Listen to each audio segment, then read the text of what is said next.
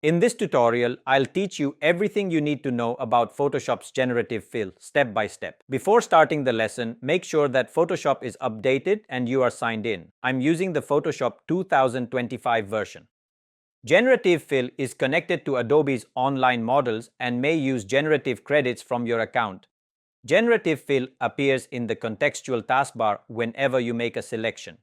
If Generative Fill doesn't appear, then go to Windows, Contextual Taskbar to enable or disable this tool. Personally, I prefer to keep this tool disabled because sometimes when I make a selection, it automatically pops up, which I find a bit distracting. First, let's disable this tool when I actually need them too. Then I go to Edit, Generative Fill, and use it from there. Now let me explain some useful properties. By default, when you make a selection on an image, the Generative Fill options will appear right below the selection.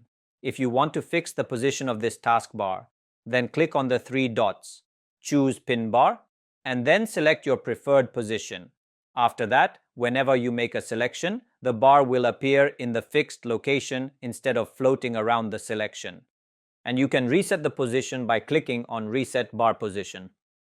Now, let's place some fruits on this table using Generative Fill.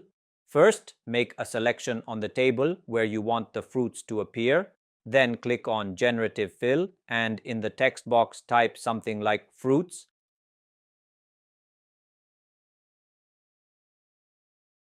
Photoshop will automatically generate the objects and blend them seamlessly with the background.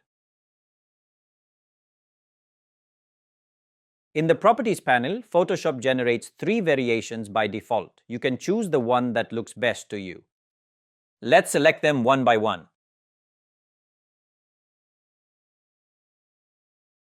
I think this is the best option. Let's go with it.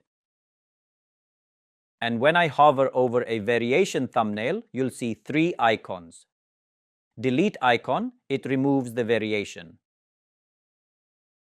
Generate similar icon, it creates more results similar to the selected variation. And every time the result will be different. And there are some similar variation images.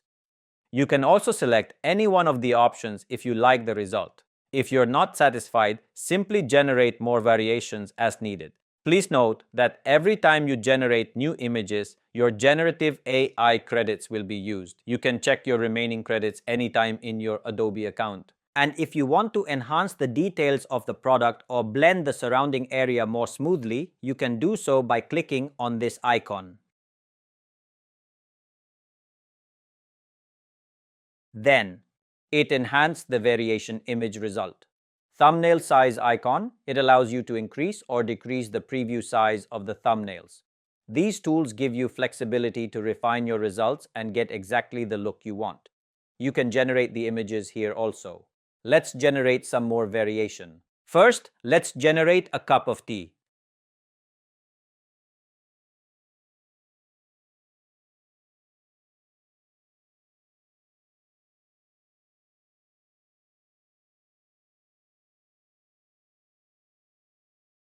Now, let's choose this one. Next, let's generate a painting here.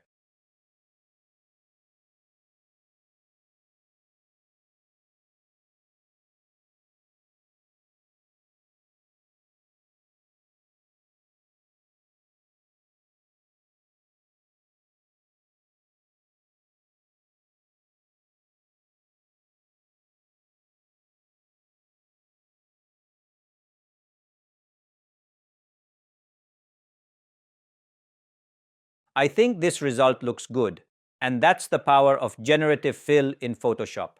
With just a selection and a simple prompt, you can remove distractions, replace objects, or add entirely new elements that match the scene's perspective, lighting, and texture.